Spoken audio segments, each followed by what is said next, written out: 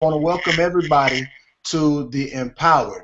I'm Mr. E the Motivator. You're watching live right now from MrEtheMotivator.com, or you're on the YouTube channel. I want to thank you all for being here. It's such a blessing. With me right now is the good brother Arthur Powell. And before we get into what he is, who he is, and what he's doing, I want to try again to play a video for you. I'm hoping that it'll work. If it, I'll try to come back. I'll cut it off, man, and we'll do it right this time. Okay? So give me 1 second. Let's give it a shot, man. Let's try this video. Watch this. Children playing. This deserted apartment complex, Gordon Valley, here in southwest Atlanta, is a stark reminder of one gang's reign of terror and intimidation. Between 1988 and 1992, this gang was ruthless and successful. The gang members were close, like a family, bonded together by easy money, cocaine, and their motto, "I refuse to obey the law." Proudly, they called themselves the I Refuse Posse, and no one was prouder than Art Powell. He's 25 and recently has begun serving a 10-year sentence at the Macon Correctional Institution. Those were my role models, the gangbangers, the guys that selling drugs, you know, those were my role models. But first, Art had to prove himself to gang leader Butch Crawford. That opportunity came when Butch was cheated out of $14,000 of drug money. They gave me a gun, so we went to the guy's girlfriend's house and waited on him to get there and took him behind the building. And I heard him. What'd you do? Kicked him in the face, pistol whooped him with the gun.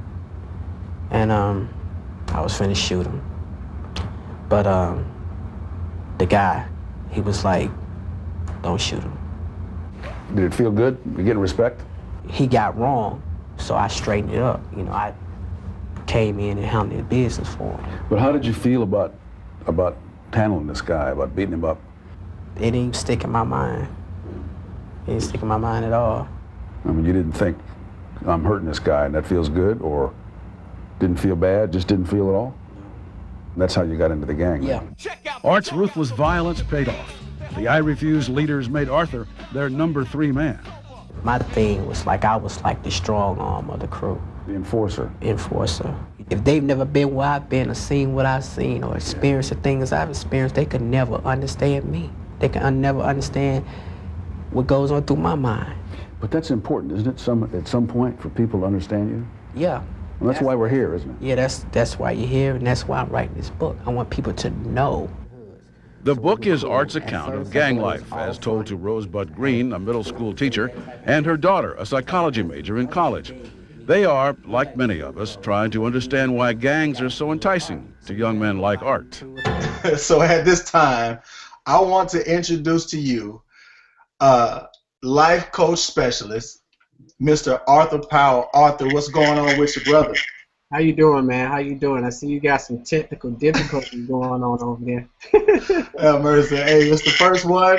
We're going to have our rough patches, but we're still going to get this conversation in, man.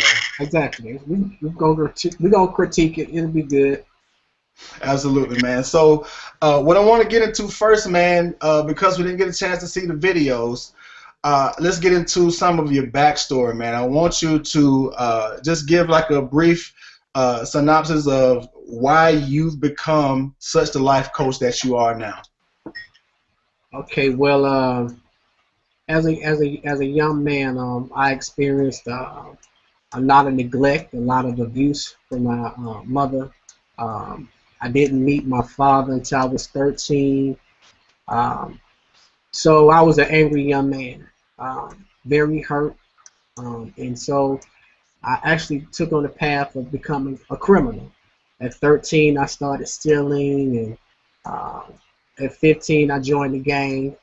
I experienced being homeless at 16 and 18, and the guys I actually grew up with, we actually started what they call a homegrown gang or a hybrid gang on the southwest side of Atlanta, on the Adamsville area of Martin Luther King.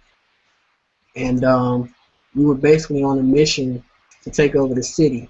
And so During that time frame, I made, I did a lot of, made a lot of mistakes and committed a lot of crimes. And some of the crimes that I committed actually were high publicity cases that made the news and made the newspapers.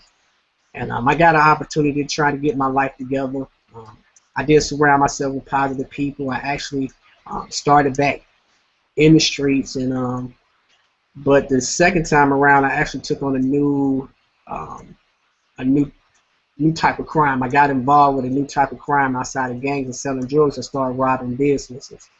And to make a long story short, the crew that I was involved in selling the business, robbing businesses, we were engaged in a shootout with the Roswell Police Department and the Fulton County Police Department in October 1993. And I got away, and for 2 weeks I was on the run. I turned myself in, and I went to prison from October 1993 to April 2005. So for 11 and a half years, I was incarcerated in the Georgia penal system. I went to 6 different prisons in the state. During that time I was in prison, I seen an influx of young black men coming in the system at 17, 18, and 19 years old, and I was in my mid-30s.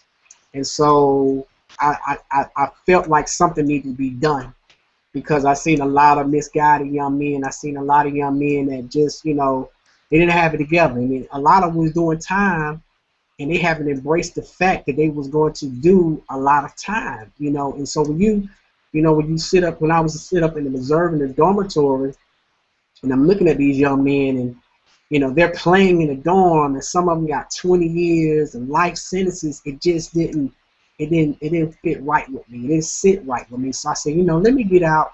Whenever I get out, I want to do something different. I want to try to educate young men and young women about the consequences that come with being involved in the streets and come with being involved in crime, because I felt like I got the game backwards. Like, I was told that I can get all these rewards for being involved in gangs, as far as like, cars and women and jewelry and money, but they didn't tell me, like, when I get locked up, that they're not going to have my back. They're not going to come see me. They're not going to send me no money. They're not going to answer my phone calls. So it made me look at things from a totally different perspective, and I just wanted to educate young people on that.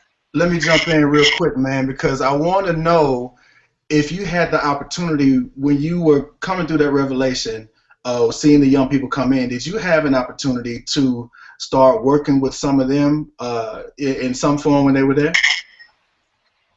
You mean like at that time or now? At that time. Well, actually, a lot of the young guys that I was like a mentor while I was in there, and that's what kind of made me see that I was effective in what I was doing, because a lot of the young guys used to call me dad or call me uncle, and because they see me reading a lot, they see me, I wasn't involved in a lot of nonsense like my last 3 years. My first 8 years, I got in a lot of trouble. That's why I bounced from prison to prison. But my last 3 years, I slowed down and really started focusing on rehabilitating myself to come back out into society. Yeah. So I did a lot of reading. I did a lot of soul searching. I was real standoffish about getting involved in a lot of foolishness, and so they seen the maturity in me. And the fact that I had did a lot of time, and so they used to come to me and ask me questions, and and like I became mentors to them. And so I said, you know what, this is something I can do whenever I'm out on the street, because I seen I had the power and influence. Awesome, man. Awesome. So you have the youth part. You have the youth part. Then you had your trouble. You go to prison.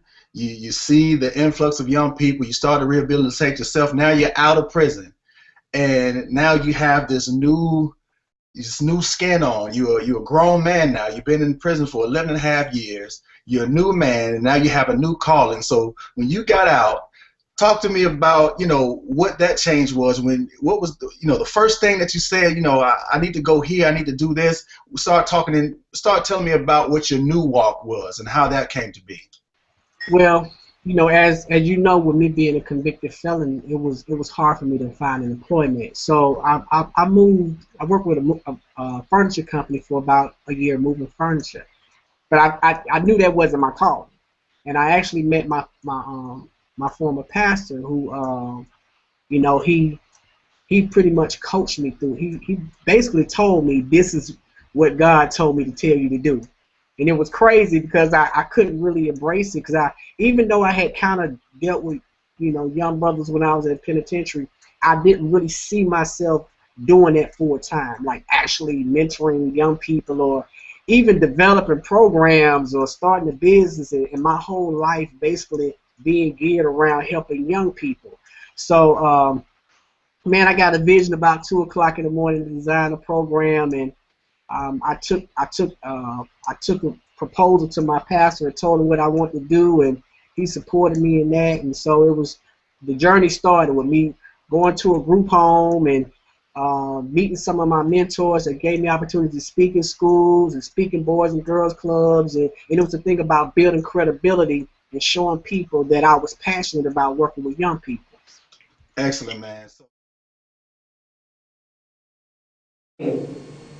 What gives me strength in helping these kids is I always try to look at my life, and it's like I want to fix their life the way I needed mine fixed. I want to give them the things I lacked. I use my life as a model to design these programs and do everything I do. And I always reflect on when I look at my kids, and I look at what are their issues. I look at how it relates to me as I was a child and the things I was lacking.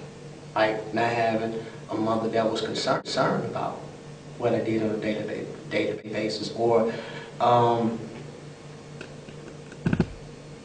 having a father absent, being verbally abused.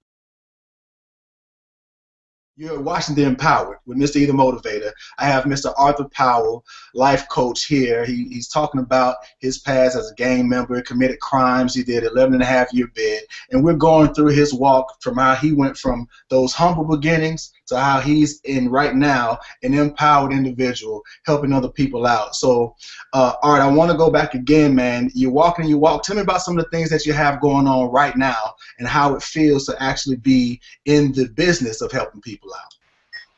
Well, I'm currently working with the Cobb County Juvenile Court. I work with Fulton County Department of Human Services. I work with Fulton County Juvenile Court.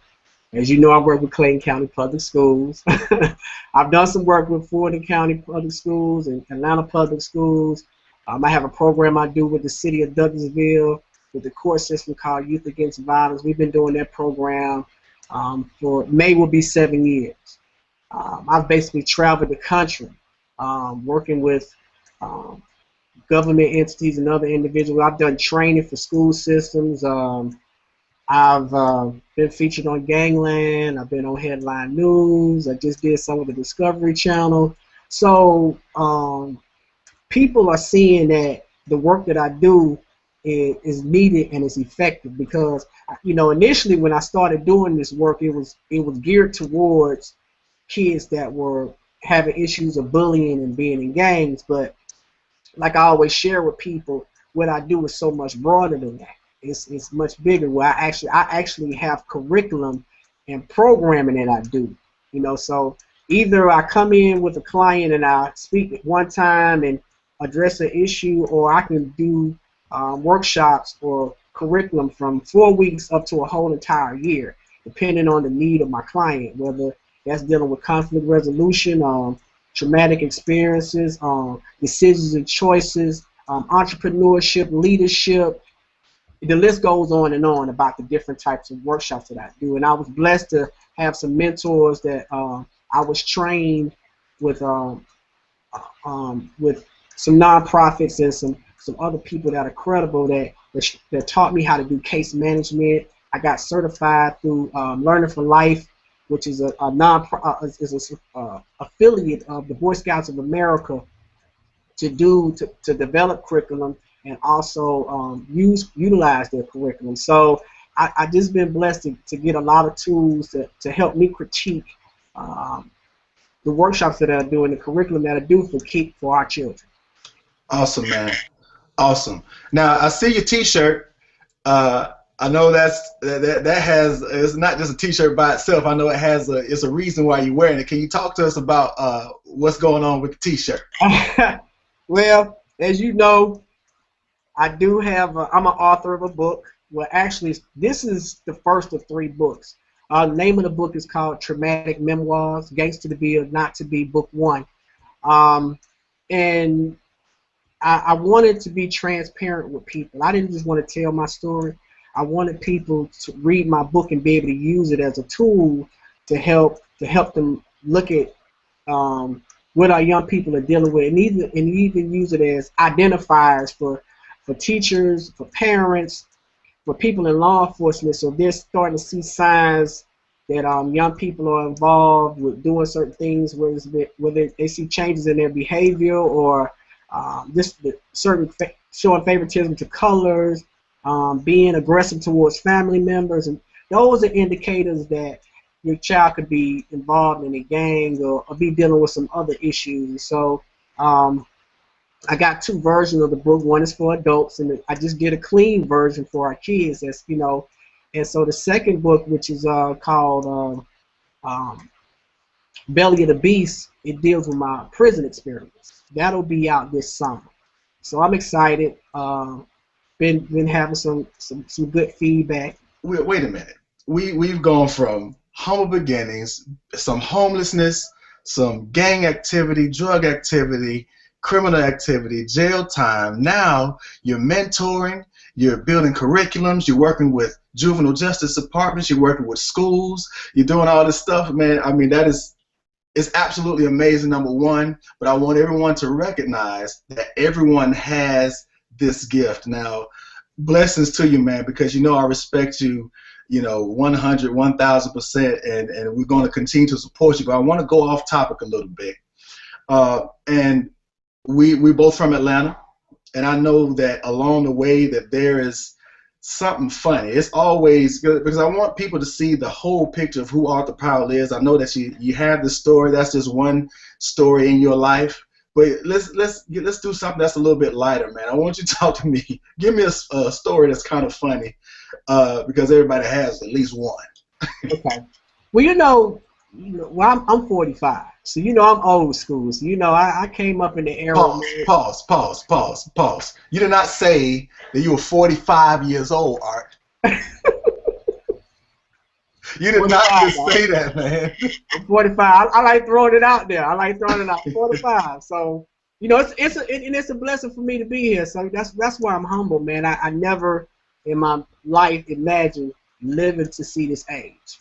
Basically how I felt about myself, the road I was taking, and I didn't imagine I would see 45. So as a child, man, the community was involved with the growth and development of children. We couldn't just go around our neighborhoods and do anything without the neighbors watching and people seeing what we were doing. But this is one incident that always sticks out in my mind. I think I shared this with you about, I was like 6 years old. So, I had seen some acts of sex. One thing that we as children, we mimic and we copy what we see. So, I see my mother engaged in a sexual act. And so me being a child, not knowing that there was an actual sexual act, I tried to copy that with another young lady in my neighborhood. It was called hunching. We called it hunching because there wasn't no penetration. We got our clothes on, we were engaged in this little act or whatever. And the young lady's mother caught us. And so out of fear, I ran home. I'm running home. I'm thinking, it seemed like I ran 2 miles to get home, not knowing that this lady knew my grandmother and knew where I stayed at. And so I'm thinking I got away. So about 30 minutes later, she come to the house and she's telling my grandmother what happened and how she just caught me and her daughter. And man, my grandmother, she closed the door, and I caught myself trying to run in the room and hide under the bed, trying to avoid the whooping. I got a whoop with extension cords, So hold up, because I can see it. I can see it now. I can see busting the door. You know, she's like, come here, little boy. You done slid up under the kitchen table. You jump over the couch. You roll up under the coffee table. You hide in the little cut next to the next to the big TV. I thought the bed was my sanctuary. You know, I thought she couldn't get me, man. She flipped the mattress over and she turned into the Hulk on me, man. And, you know, an Incredible Hulk done flipped the mattress and the box spring over and snatched me up, man. And I got that whooping I was dreading, man. So, you know, it was, as I think about it now as an adult, man, it was so funny, man. But it just, you know, I kind of look, like I said, again, I look at the state of where we are, man. It's, you know, like I said, the community was involved, man, with everything we did as children, and you don't see that today. So it's kind of, yeah, it hurts your heart, you know. Yeah, it's interesting, man, because back then we didn't need stuff like horror movies or crazy things, because, you know, if you do something wrong, that was your horror movie, because that film was about to play out in your house all the way down. I remember growing up, man, as soon as I turned the corner on my street, I had to straighten up, because if I messed up at any house on my way down, my parents gonna know by the time I got home, and that's just how things were back then, right? Yeah. But just like you said, man, things are happening nowadays that are just amazing, man, and I think that it brings focus to what you, I, and several other people around the country are doing, and that's why, you know, in another vein, why we're doing this series, because we have to begin to distract folks with the positive things of life, positive people, because you have, like, what's recent? Well, we just heard about the Jordan Davis verdict that just came down. You know, they declared a mistrial in that murder one. The young man in Florida had his music too loud. An older gentleman came up and parked beside him, asked him to turn the music down. They got into an argument. He pulled out his gun. He shoots him. The jury says that according to whatever the law is, that they couldn't declare that it was murder, but they got like a bunch of minor offenses. It's just amazing. We've seen the thing with Nicki Minaj and this Malcolm X picture on her new song, looking N-words. I mean, and all of this stuff is happening in Black History Month, and it just brings such a disrespect to what we stand for, who we are. But I want to make sure that we get the message out in as many ways as we possibly can, that that's not us. We don't come from that crop. We come from a crop of greatness. And if there are not more people talking about how great we are, we're going to soon forget, Art. We're going to soon forget. So, well, I want you to come back with, man, what are some of the things that you want people to remember about you, Arthur Powell, the man, whether you're talking to students, whether you're talking to parents, whether you're talking to future clients? What is it that you want people to remember about you and your calling? I think the most important thing for people to understand, like you said, it's a community issue, man. Everything that's going on with us, it's about being accountable.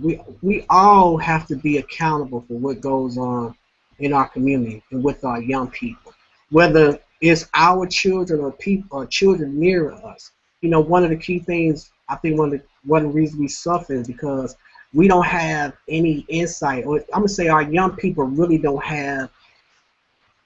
They're not really in tune with their culture, their history, or where we come from. They're not really in tune with, you know,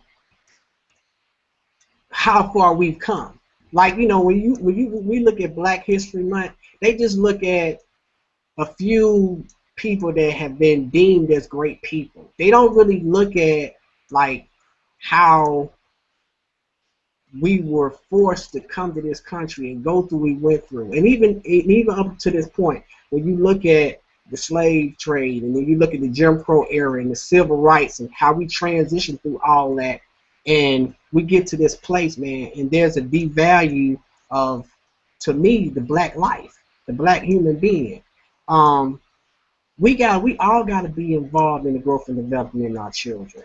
And so if that means me, outside of me dealing with my children directly, that means I need to look at other young people as well, and at some point in time, impart something positive in them. Give them affirmations. Let them know that they can be great and they can be successful, and not just want to address an issue or deal with something because I've been forced to deal with that because it's been placed in my doorstep. See, a lot of times people don't want to deal with things or they ignore things because it doesn't affect them directly. But why we gotta wait till something affects us or happen to us or someone we love or care for before we take a stance to address issues that are important for us? And so, with me, that's my thing. We just need to understand that, this is everything that's going on affects the community as a whole. Absolutely. Absolutely, man. Well said. Let me ask you this one question, man. Everyone has a talent. Everyone has something that they're good at, something that they don't have to spend a lot of time working on.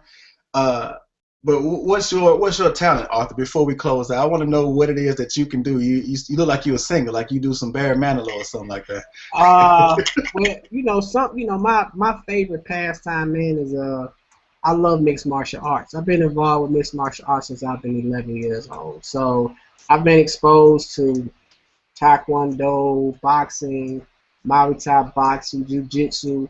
So it's, I'm a warrior, and I've been not necessarily fighting in a negative way all my life, but I've always been a fighter.